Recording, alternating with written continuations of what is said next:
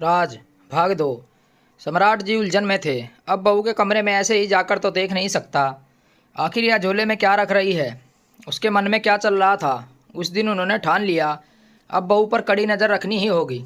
रोज की तरह उस रात भी सोनम ने ससुर जी को खाना खिलाया, दूध दिया और दवाई देकर अपने कमरे में चली गई। मगर इस बार उसने कमरे का दरवाज़ा भीतर से बंद कर लिया। सम्राट जी बिस्तर पर लेटे थे। उनकी आंखों से नींद कोसों दूर थी। आमतौर पर वे गहरी नींद आ जाया करती थी। नींद तो उनकी सबसे प्रिय थी, लेकिन आज बेचैनी उनके भीतर से कुरेद रही थी। आखिर बहू मुझसे क्या छिपा रही है, वह झोले में क्या लाती है, हर रात कमरे का दरवाज़ा बंद करके क्या करती है। उसने उनके मन में तरह तरह के शक पनपने लगे।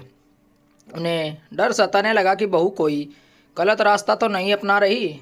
बेचैनी के मारे वह आंगन में जाकर चहलकदमी करने लगे, लेकिन आधी रात बीतने के बाद बहू के कमरे की बत्ती जली हुई थी।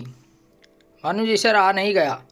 उन्होंने धीरे से कदम बढ़ाते हुए बहू के कमरे की खिड़की से भीतर झाँका। अंदर से हल्की आवाज़ आ रही थी। सम्राट जी की धड़कन तेज हो गई। वह बहू आधी रात को क्या कर रही है। अंदर का दृश्य देख सम्राट जी स्तब्ध रह गए। उनकी बहू सोनम फर्श पर बैठी, सामने ढेर सारी घड़ी की डिब्बियाँ रखी हुई थी। वह घड़ी के अलग अलग हिस्सों को जोड़कर उन्हें असेंबल कर रही थी।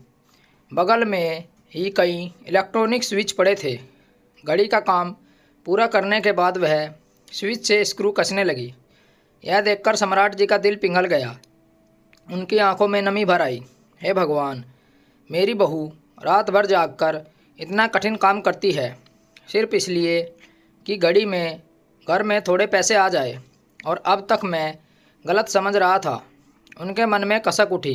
काश मेरी पेंशन थोड़ी और होती तो बहू को इतनी तकलीफ़ नहीं उठानी पड़ती। इतनी मेहनत करने के बाद भी उसने कितने रुपए मिलते होंगे। सम्राट जी के आंसू अपने आप टपकने लगे।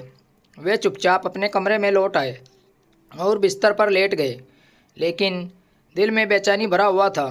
आगे वह गहरे असमंजस में डूब गए थे। मैंने बहू को टैक्सी चलाने से मना कर दिया, पर घर की जिम्मेदारियों को संभालने के लिए उसने अपने दम पर दूसरा रास्ता खोज लिया। वह दिन रात हमारी चिंता में लगी रहती है, मगर इतनी मेहनत बोझ में बहू को कुछ हो गया तो मैं क्या करूँगा। मैं बेटे को तो खो चुका हूँ, बहू और चिंकी ही मेरी दुनिया है।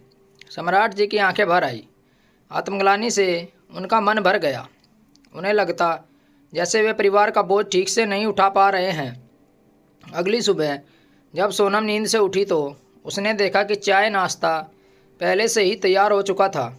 यह देखकर वो हैरान रह गई, क्योंकि ऐसा तो उसके ससुर जी पहले कभी नहीं किया था। सोनम ने आते ही सम्राट जी बोले, बहू पहले चाय पी लो और फिर कमरे में आ जाना, मुझे तुमसे बहुत ज़रूरी बात करनी है। सोनम को अजीब सी बेचैनी हुई। आखिर बाबूजी मुझसे क्या कहना चाहते हैं। उसने सोचा। जल्दी जल्दी चाय पीकर वह उनके कमरे में पहुंची। कमरे में पहुंचते ही उसने देखा कि सम्राट जी की आंखें भरी हुई थी, गला रुंधा हुआ था। वो धीमे स्वर में बोले, बहू मुझे तुम्हारा राज पता चल गया है। घर का खर्चा संभालने के लिए तुम रात भर कितना कठिन काम करती हो, यह अब मैं जान चुका हूँ।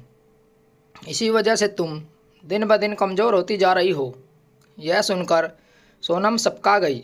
उसका चेहरा झुक गया और उसने अपनी उंगलियां आपस में उलझाकर मरोड़ना शुरू कर दिया। सम्राट जी ने भारी आवाज़ में आगे कहा, मैंने अपनी जिद और घर की इज्जत की दुहाई देकर तुम्हें टैक्सी चलाने से मना कर दिया, और तुमने बिना कुछ कहे चुपचाप दूसरा रास्ता खोज लिया। बहू तुम दिन भर घर के काम में लगी रहती हो और रात को भी चैन की नींद नहीं ले पाती हो। तुम्हारी हालत देखकर मेरा दिल टूट जाता है। सम्राट जी की आंखों से आंसू ढलक पड़े।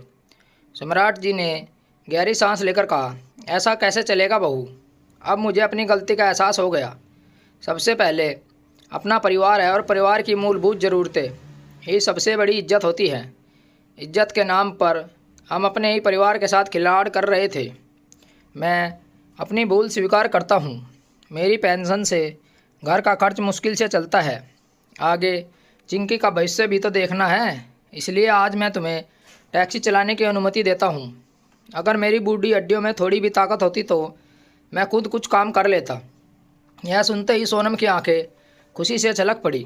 वह भावुक होकर ससुर जी के पैर छूते हुए बोली, बाबूजी, बस आपका आशीर्वाद साथ रहे तो सब कुछ अच्छा ही होगा।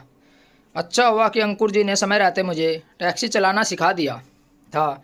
आज उनकी गैर मौजूदगी से कम मैं इस लायक तो हूँ कि टैक्सी चलाकर अपने परिवार का सहारा बन सकूँ। सम्राट जी ने गर्व से बहू की ओर देखा और दृढ़ स्वर में कहा, तो फिर तय रहा। घर और चिंकी की जिम्मेदारी मेरी, और काम से लौटकर आने के बाद तुम सिर्फ और सिर्फ आराम करोगी। तुम्हारा स्वास्थ्य भी उतना ही महत्वपूर्ण है जितना घर का खर्च। सोनम का मन खुशी से झूम उठा। देर से ही सही, लेकिन आज बाबूजी उसकी बात समझ पाए। अब उसे यकीन हो गया था कि ज़िंदगी की राह में आगे बढ़ने से कोई उसे नहीं रोक सकता।